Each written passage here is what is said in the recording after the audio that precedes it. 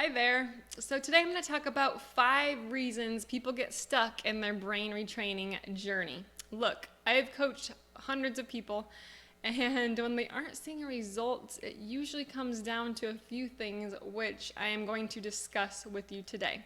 So if you don't know who I am, I'm Brooklyn Hannah. I'm a brain retraining coach helping people reverse chronic symptoms and sensitivities with Christian-based neuroplasticity, so they can eat what they want, go where they want, and do what they want free of restrictions. So number 1 is not prioritizing your relationship with Christ. So don't get me wrong, you absolutely can still heal even if you're not a believer.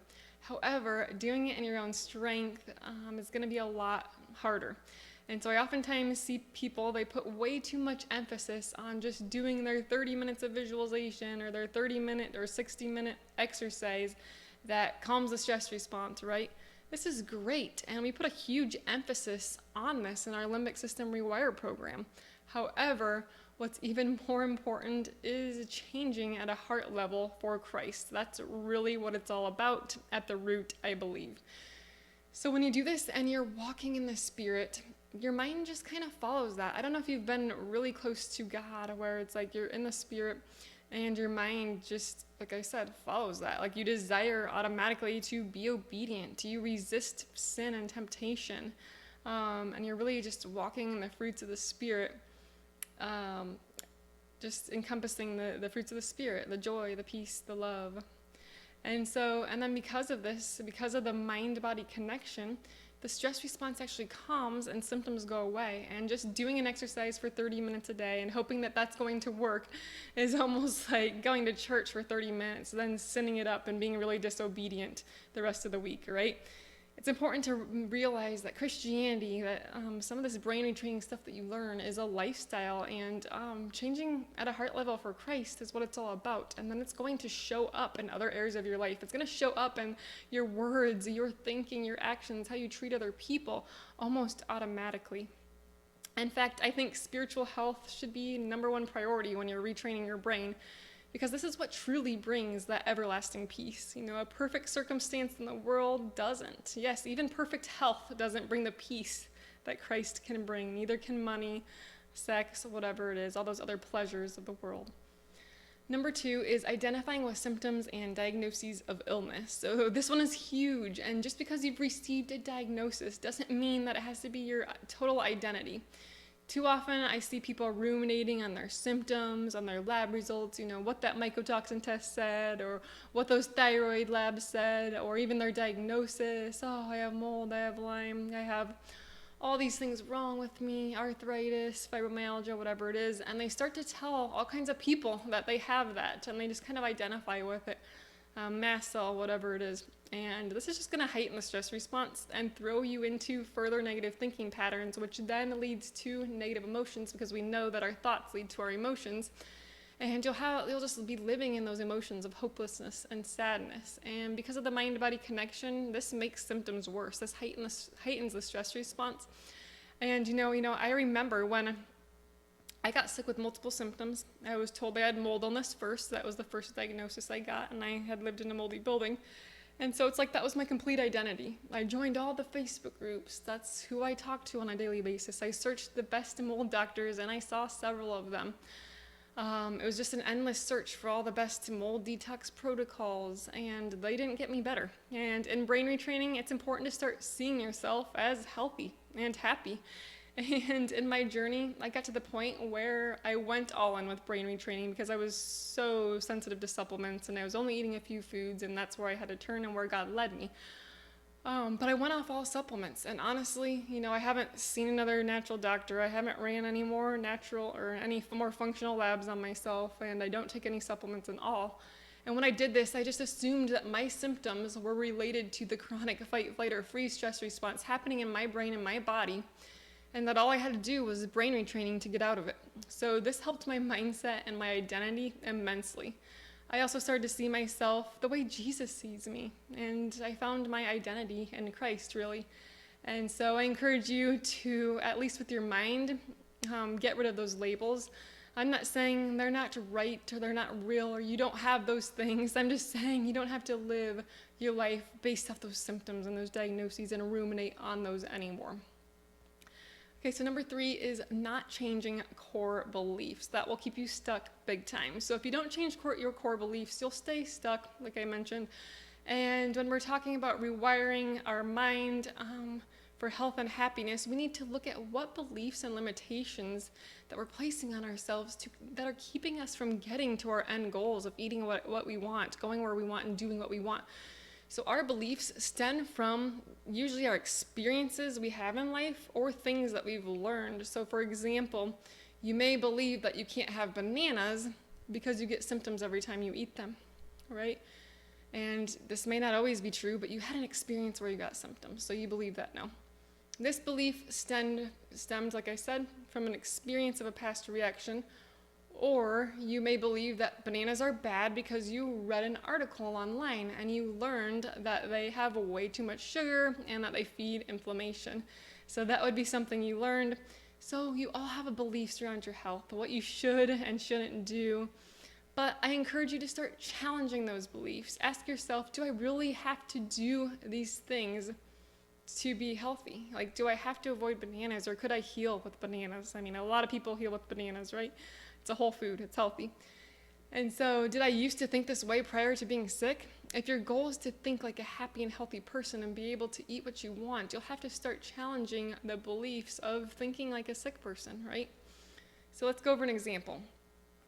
Here's the belief. I believe I have mold illness and I have to take detox supplements in order to heal. Well, where did this come from? A health coach, a blog, and some information. I had some inflammation markers, let's just say.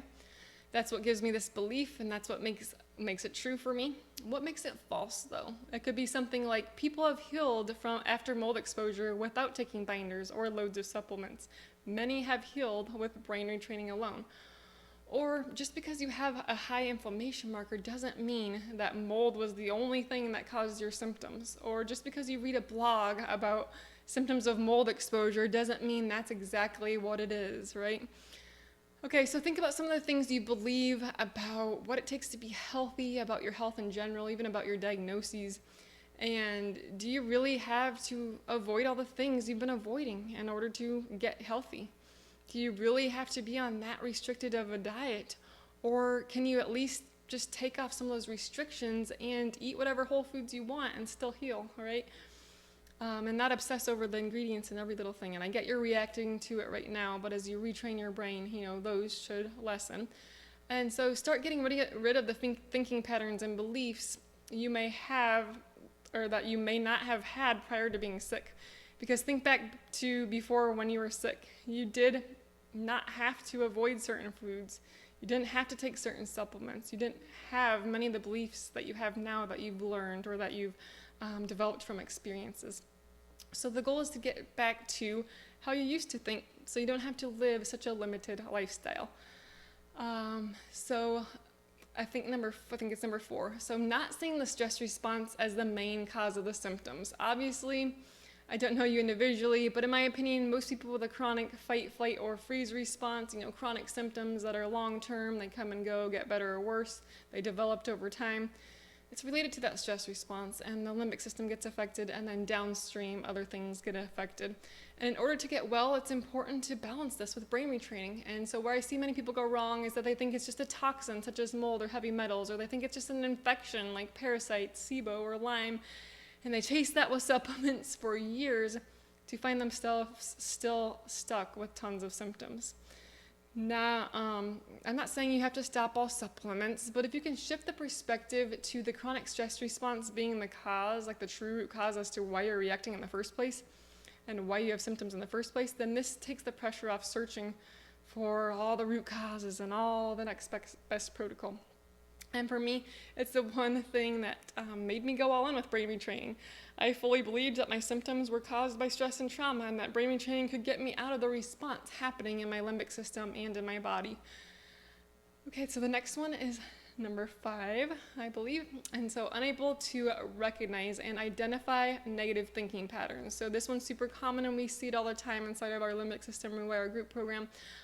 We call the negative thinking patterns old wired loops or owls. So I believe this is one of the toughest parts of retraining, because they can be kind of hard to see on your own, and it can take time to bring those thinking patterns, behaviors, and beliefs out of the subconscious that have likely been there for years or even decades. And I think it's super important to have brain retraining coaches help you recognize them. So there's several common ones, but I'll briefly go over some of the most common ones associated with symptoms and really just the trauma of illness. So searching for the why behind symptoms, saying things like, oh no, I have fatigue. Why did this come up? Was it this or that? Why, right? We already know the why, which I believe is the chronic fight, flight, or freeze stress response in the brain. And so ruminating on this and trying to keep finding answers is not going to help. This also leads to another old wired loop saying that your symptoms are because of this or because of that, all the becauses, such as, oh, I'm fatigued because I didn't sleep good. Oh, I'm fatigued because I ate that food last night. I'm fatigued because I exercised for too long, or I didn't have a bowel movement, right? You want to get away from the becauses and the whys. Okay, another one is overanalyzing your health. For example, tracking every little food you eat, overanalyzing how much you go to the bathroom, counting how many hours of sleep, etc. It can kind of become an obsession that turns into loops. Another one is scanning the environment for triggers, looking for mold in buildings or chemicals in buildings or EMF or people. If you have like social anxiety, maybe dodging certain people, whatever it is. That's pretty common, the environmental scanning with sensitivities. Another is trying to get out of your symptoms. So you may go, oh, I have fatigue. Now I've got to avoid certain foods, or what do? I got to get out of this. I got to try to do a supplement. How do I, just that continuous search of getting out of it. And you start looping about it, which then can lead to avoidance and restrictive behaviors. And in our brain retraining program, we teach you to just let the symptoms come and go as you work to rewire your brain. Now, if you have severe symptoms, clearly go to the doctor, but ruminating on them, trying to control them obsessively is going to keep you in the loops. And the more you try to control the symptoms, the more they will control you in your mind. And so surrender the trial to Christ and trust him with it. And so, yeah. Another one is comparing how you feel one day to the next or one moment to the next. You may wake up one morning and go into loops and negative thinking patterns because you don't feel as good as yesterday. You're doing that comparing. And this may lead to other loops, such as trying to figure out why you don't feel good, like I mentioned. So there's just a few there, but there are a ton to become aware of. And one of the biggest goals with brain retraining is to get your mind wired away from the trauma of illness so you can start to think happy and healthy, calm the stress response, and be free from the sickness mindset and free from symptoms eventually in general. So there you have it. If you want to learn more about this, join our free group called Brain Rewiring for Health and Happiness. The link is below. Also, you can watch our free sensitivity relief masterclass where we're going to teach you the science behind this a little bit and how to do this all without labs, supplements, or restricted diets. God bless and have a good day.